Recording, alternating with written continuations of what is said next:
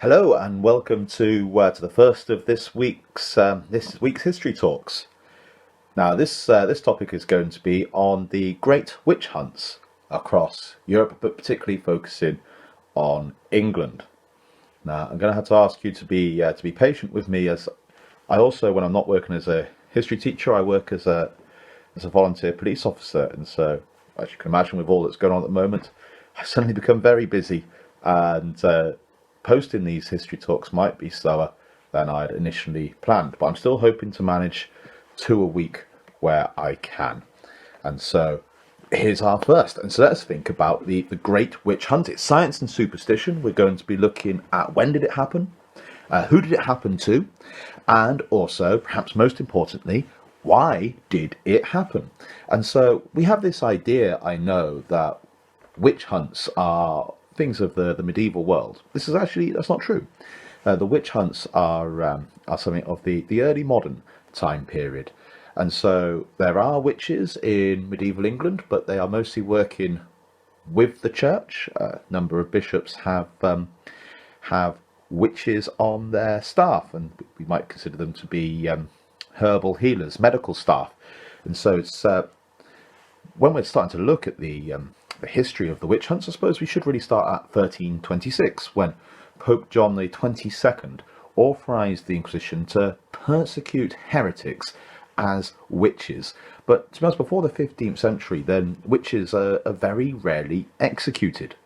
Now, moving forward to the 1420s and the 1430s, there are a number of witch trials in the Alps, in particular France, Italy, Switzerland. In the Alpine region, there's a number of witch trials, but it's around 1500 that we really need to start to look at the history of the Great Witch Hunts. So, after the Battle of Bosworth, Tudor England is the time period that we're looking at for the witch hunts, and by 1500, most educated Europeans believed that witches were real and that they'd made a pact with the devil.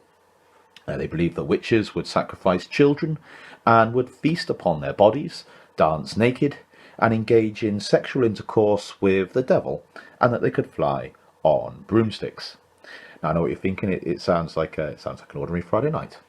Now, it became a crime in England only during Elizabeth's reign. Now, from 1542 to 1547, it was illegal in England where it caused death.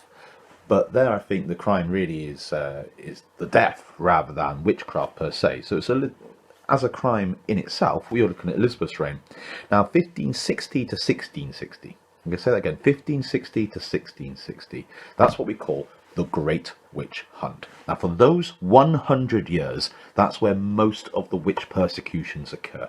And yet, even during this time, when witch hunts are most common, then scepticism remains. Now, I'm a Gloucester boy initially, and the great Gloucestershire judge, Sir John Howell, heard a case. 16 witnesses came forward and accused Jane Wenham of flying. Now, he didn't accuse the witnesses of flying. He listened to all the witness statements. They all said, yes, we definitely saw Jane Wenham flying. And after hearing all the evidence, he said that there was no law in England against flying. And so threw the case out. And so scepticism remains even at the height of the Great Witch Hunts. But when we're thinking of the Great Witch Hunts in England, I suppose we're really thinking of events like 1612, the Pendle Witches in Lancashire. Now, 12 people are accused and 10 are found guilty and are sentenced to hang. But let us look more closely at the Pendle Witches. We're looking at a time when there are two families, the Demdikes and the Clattoxes, and they don't like each other. And in fact, neither of them are terribly pleasant families. They're both trying to control the local area, and they seem to be earning a living by extortion, threats and blackmail, most unpleasant. Now, there's a young woman called Alison Device, and her parents have been earning a living by threatening the other local people. You know how it goes. They go, right, if you don't give me what I want, then I'm going to put a curse on you. And she's aware that this is the family business. And she's walking down a road, and she sees a peddler come in the other way. Now this peddler, he's been travelling all up and down the country selling his wares, and his name is John Law. And she goes up to John Law and she says, "I want some pins." Now he has no idea who this young girl is, and he laughs in her face and goes, "Why would I just give you pins?" She goes, "If you don't give me some pins, I will place a curse upon you." Now in this time period, pins are important. Now, if women wanted to stay in their clothes, they needed pins. Now, you might have heard of a phrase called pin money, and we tend to use that phrase now for wasteful money that you don't really need. That's not the origin of the term at all. Pin money was vital money because it kept you in your clothes.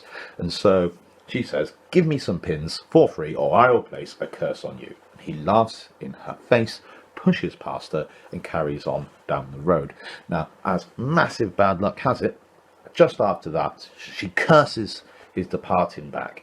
He then suffers from a massive stroke. They take him to a cottage, and he dies later on that day. Now, Alison Device is absolutely heartbroken. She didn't really think, from what we can see, that she had that kind of power. She'd never done this sort of thing before. It was a family business, but she suddenly thinks, "My God, I've killed a man. That's me. That's my fault." And she goes and hands herself in to the local magistrate. She confesses to having cursed him, and she also accused the Clattox family of murdering by witchcraft. Now, this might not have gone very far, but 1612, England has a new king on the throne, James, and he is obsessed with witches. And suddenly, everyone knows he produces a book on witches, on how to find them and how to kill them. And suddenly, every magistrate and judge up and down the country knows the king, the new king, has an interest in witchcraft. And the magistrate in Lancashire is an ambitious man and an outsider as well. And so he doesn't have much time for the local populace, but does want to impress the king. And suddenly, the king is interested in witchcraft, and what's just wandered through his front door? A woman confessing to be a witch. It's a gift from God, quite frankly, for him. And so the trial begins. Now, they try and row back. Suddenly, Alison Device realizes that what she's done is a massive mistake to go and confess to this man.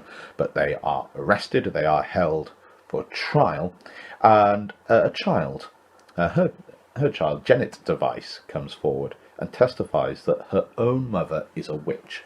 Now, this shouldn't have mattered, because English law was very clear. You couldn't take the testimony of a child. And so the case against Alison Device should have collapsed without evidence. But the evidence hung from Janet Device, a young child who had come forward and said, "Yes, my mother is a witch." And so the law was changed. A damning indictment of justice in the time period, but the law was changed to take the testimony of a child. And so 10 people, based upon the testimony of Janet Device, were found guilty and hung. However, there is a little twist to this tale. As Janet Device grew older, her own daughter, in future years, would accuse Janet Device of being a witch, and she too would go to the gallows for witchcraft based upon the testimony of her own child, just like she sent her own mother to the gallows. And there's a further twist to this tale. You might have heard of the Great Salem witch trials in America. Because America took English law pretty much wholesale when they declared independence and set up their society, there was the Salem witch trials depended upon the testimony of children, and lawyers said, "Can you take testimony of children to kill citizens?" And they said, "Yes, you can," because it was done in Pendle, in Lancashire. So it became a very important case. Now, in 1998, fast forwarding, don't worry, we will go back to the Great Witch Trials, but in 1998, a petition was given because the people of Pendle, they love the Pendle witches. I mean, Pendle's a lovely place, but people go there because of the Pendle witches. Now, a petition was given to the Home Secretary at the time. It was the Labour government, and they gave the petition to Jack Straw, and they said, "Pardon these Pendle witches. Clearly, what we have done here is a great wrong. We don't believe that they had witchly powers. Obviously, they hadn't caused their death by these curses. Could you please clear their name?" Like many people have had posthumous pardons. But Jack Straw said no. no, we're not going to pardon the Pendle witches. And this was the reason he gave.